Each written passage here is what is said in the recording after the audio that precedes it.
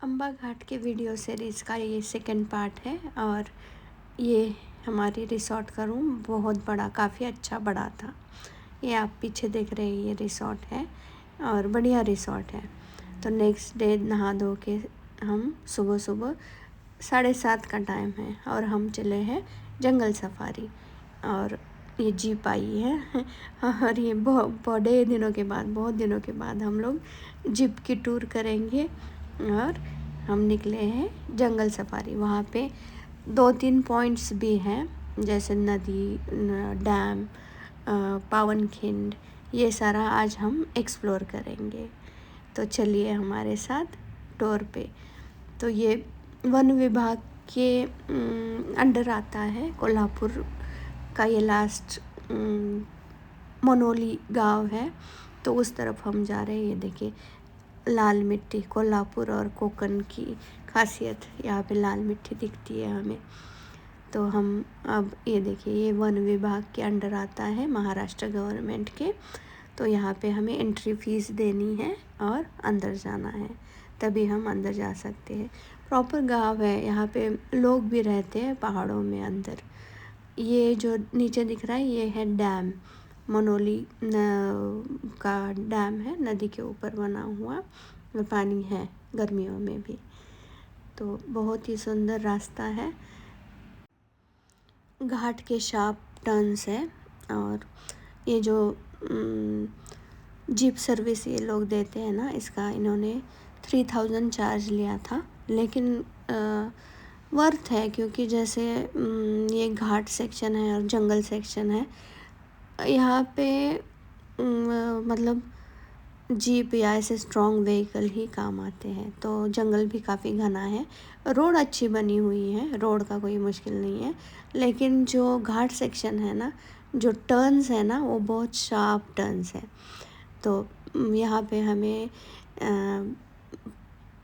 वन्य प्राणी तो नहीं दिखे, लेकिन रास्ता बहुत ज़्यादा खूबसूरत है। तो सामने एक आएगा व्यू पॉइंट, इस व्यू पॉइंट से हमें नीचे रत्नागिरी डिस्ट्रिक्ट के गांव भी दिखते हैं। तो यहाँ से रत्नागिरी स्टार्ट होता है ना, तो वहाँ हमें नीचे, ये देखो कितनी सुंदर खाई है। जब पहुँचे तब यहाँ पे धुंध छाई हुई थी, लेकिन धीरे धीरे हट गई, फिर हमें देखने को मिला व्यू। और ये कुछ नई चीज़ आज कर रहे हैं हम लोग। हमारे गाइड ने, ड्राइवर ने कहा कि इन्होंने अरेंजमेंट किया था जीप के ऊपर, जैसे पीछे थोड़ी छोटी सी सीढ़ी और ऊपर बैठने के लिए जगह बनाई थी। तो कहते हैं कि ऊपर बैठो, अच्छा व्यू मिलेगा। और ये अलग ही मतलब एक्सपीरियंस था, अच्छा था। तो हम लोग मैं काफ़ी मशक्क़त के बाद ऊपर चढ़ी हूँ, लेकिन बाद में जो व्यू मिला है ना, जो एक्सपीरियंस रहा है ना, मज़ा आ गया। तो यहाँ पे जीप चलती है, तो लगभग हर जीप के ऊपर इन्होंने ऐसे ऊपर ना जगह बनाई है। ऐसे लग रहा था जैसे हाथी के ऊपर बैठे हैं, और अंबारी चलती थी ना पहले के ज़माने में, वैसे लग रहा था, अच्छा लग रहा था। हवा बहुत ठंडी और मौसम अच्छा था। रास्ता पूरा घाट सेक्शन है और सिंगल रोड है। तो ऐसे हम मज़ा ले रहे हैं सह्याद्री माउंटेन रेंज का। ये जो है ना, ये सह्याद्री के पहाड़ है। और जैसे हम पहाड़ों पे जाते हैं तो बादल होते हैं या धुंध होती है ना, फॉग है, दिख रहा है वीडियो में। तो इस तरह हम सह्याद्री माउंटेन रेंज एंजॉय कर रहे हैं, एक्सप्लोर कर रहे हैं। और ये मोड़, ये शार्प टर्न्स बहुत ही मज़ा आ रहा है। इस सुंदर सह्याद्री माउंटेन पे घूमते हुए शाहिर साबळे जी का गाना याद आ रहा है, जो महाराष्ट्र के ऊपर लिखा गया है, और महाराष्ट्र का इतिहास उसमें हमें सुनने को मिलता है। और वो गाना है, जय जय महाराष्ट्र माझा, गर्जा महाराष्ट्र माझा। मेरी आवाज़ अच्छी नहीं है, तो मैं आपको बोल के सुनाती हूँ। जैसे, सह्याद्रीचा सिंह गर्जतो, सह्याद्रीचा सिंह गर्जतो, शिवशंभू राजा, दरी दरीतून नाद गुंजला, महाराष्ट्र माझा। जय जय महाराष्ट्र माझा, गरजा महाराष्ट्र माझा। बहुत बढ़िया गाना है, बहुत बहुत अच्छा गाना है, बहुत पसंद है मुझे। और महाराष्ट्र घूमते हुए तो ये गाना मस्ट आपको याद आएगा। बहुत ही सुंदर महाराष्ट्र, क्या नहीं है महाराष्ट्र में। हिल स्टेशन से लेके समुंदर से लेके पहाड़, बहुत ही ब्यूटीफुल जगह है। ये इतना ऊपर हम उसी रास्ते से आए हैं जो दिख रहा था अभी पीछे, और अब हम आसमान छू रहे हैं इतना ऊपर है। हम अभी जा रहे हैं पावन खिंड के पास। पावन खिंड आ गई है अब, इसको घोड़ खिंड भी बोलते हैं। तो यहाँ भी कुछ टिकट देना है, कुछ पैसे पे करने हैं यहाँ पे हमें। महाराष्ट्र गवर्नमेंट के अंडर आता है ये सारा। सरणार कधी रण प्रभू तरी कुठवर साहू घाव श्री। जो लाइनें लिखी गई है वो बाजी प्रभु देशपांडे के बारे में लिखी गई है। वो बाजी प्रभु देशपांडे शिवाजी महाराज के सरदार थे, उनके सेनापति थे। तो जैसे हम इतिहास में पढ़ते हैं कि 1660 में पन्हाड़ा का वेढ़ा पड़ा था। पन्हाड़ा का वेढ़ा मतलब उस जो पन्हाड़ा का किला है उसको घेरा गया था, और शिवाजी महाराज किले के अंदर थे, तो उनको वहाँ से निकलना था। और दूसरा किला जिसका नाम है विशालगढ़, शिवाजी महाराज काफ़ी दिनों से पन्हाड़गढ़ पे अटके पड़े थे, तो वहाँ से उनको निकलना था। तो रात के समय उन्होंने विशालगढ़ की तरफ निकले। मेरे ख्याल से लगभग 600 सैनिक उनके साथ थे, मावड़े उनके साथ थे। तो वो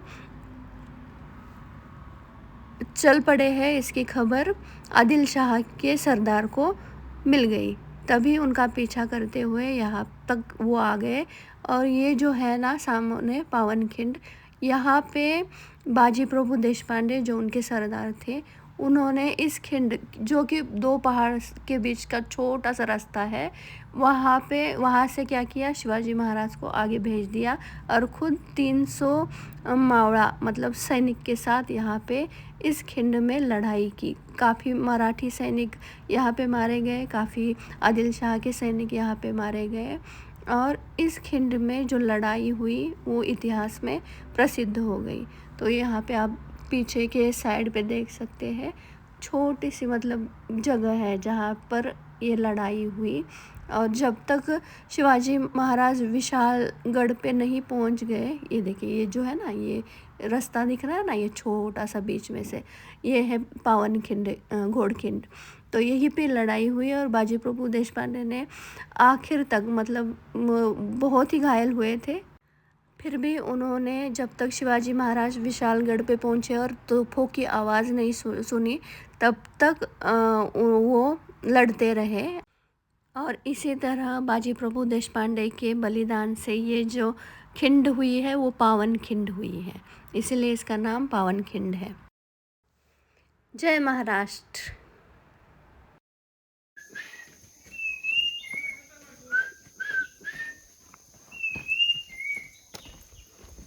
कितनी अच्छी सीटी मार रही थी चिड़िया तो उसके साथ खेल रही थी मैं। तो ऐसा है हमारा महाराष्ट्र, प्यारा महाराष्ट्र, संतों का महाराष्ट्र, महापुरुषों का महाराष्ट्र। तो हमारी जिम्मेदारी है कि हम दुनिया तक, दूसरे राज्यों तक हमारे महाराष्ट्र को पहुँचाए। यहाँ का रहन सहन, यहाँ का खाना, यहाँ की संस्कृति, यहाँ का इतिहास, ये हमारी जिम्मेदारी है कि हम आगे तक पहुँचाएँ। तो इसीलिए ये जो वीडियो बना रही हूँ हिंदी में बना रही हूँ, ताकि अन्य भाषा बोलने वाले, हिंदी बोलने वाले बहुत सारे देश में विदेश में लोग हैं, उन तक हमारा महाराष्ट्र पहुँचे, कि जो हमेशा से ही बहुत बड़ा है, बहुत प्रगत है और बढ़िया है। तो कोशिश हमेशा यही रहती है कि अपने महाराष्ट्र के बारे में बताऊं। महाराष्ट्र शासन ने यहाँ पे बोर्ड लिख के बताया है कि यहाँ से रत्नागिरी स्टार्ट होता है। बहुत ही बढ़िया। सफारी के बाद हम लौट आए हैं रिसॉर्ट में भी एक्सप्लोर करने के लिए बहुत सारी चीज़ें हैं यहाँ पे। ये रिवर साइड है ना रिसॉर्ट, तो यहाँ पे इतना देखो, ये कोकन स्टार्ट होता है ना यहाँ पे, इतना अच्छा सा जैकफ्रूट का फनस बोलते हैं इसको, फनस का पेड़ है। यहाँ बहुत पेड़ थे फनस के, और आम और जामुन और अंजीर, इन सारे बहुत सारे पेड़ इस कंपाउंड में है। ये रिवर साइड रिसोर्ट है ना, तो रियल नदी यहाँ से बहती है और अभी भी गर्मियों में भी बह रही है। सुंदर रिसोर्ट है। तो नदी की तरफ आना है तो हमें ये ब्रिज क्रॉस करके हम आ रहे हैं। और यहाँ पास में ही देखो, ये जामुन का पेड़ लगा हुआ है तो मतलब मुझे नहीं लगता यहाँ पे लगाए होंगे पेड़, ये तो ऐसे ही आते होंगे। और जैसे मैंने देखा जामुन का पेड़ है तो मन किया जामुन खाने का, जबकि बाहर बिक रहे थे, हमने ख़रीदे भी थे, लेकिन जो फ्रेश जो पेड़ से निकाल के खाते हैं वो तो उसका तो टेस्ट अलग ही होता है। तो एक टेस्ट किया तो थोड़ा सा कच्चा था, तो इसलिए वो बहुत ज़्यादा खट्टा था। तो दूसरा ट्राई किया, दूसरा पका हुआ जामुन था, तो इतना मीठा था, इतना बहुत ही ज़्यादा मीठा जामुन था वो जो पका हुआ था। तो वो लिया। अभी मतलब हम सुबह सुबह घूम के आए, तो आते आते अभी धूप काफ़ी बढ़ गई थी। जैसे ऊपर पहाड़ों में तो बहुत ठंडी हवा चल रही थी, बहुत ही अच्छा मौसम था यहाँ, लेकिन थोड़ा सा जैसे रिसोर्ट तक पहुँचे तो गर्मी स्टार्ट हो गई थी, धूप अच्छी खासी आ गई थी। तो ये नदी है, तो हम पहुँच गए हैं नदी के किनारे। जैसे ऊपर से देख रही थी तभी भी इसमें ना बहुत सारी मछलियाँ दिख रही थी। तो अभी मैं पास जाके इसके पानी में पैर डाल के बैठने का मेरा प्लान है, क्योंकि गर्मी हो रही थी तो पानी में खेलने में तो मज़ा आएगा ही आएगा। तो पानी में जाना है तो पहले जूते उतारने पड़ेंगे। मछलियाँ बहुत सारी है इस पानी में, पता नहीं इन्होंने छोड़ी है या कैसे है, लेकिन छोटी मछलियाँ ना बहुत ज़्यादा थी यहाँ पे। तो मैं बैठ गई, और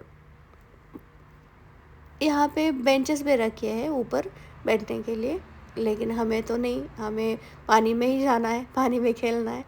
तो बहुत पानी ठंडा है, बहुत ही सुंदर पानी और साफ़ पानी। और देखिए मछलियाँ भी हैं, और एक दो मछलियाँ ऐसे मेरे पाँव में गुदगुदी भी करके गई बहुत धूप थी, फिर भी पानी में खेलने में मज़ा आ रहा था।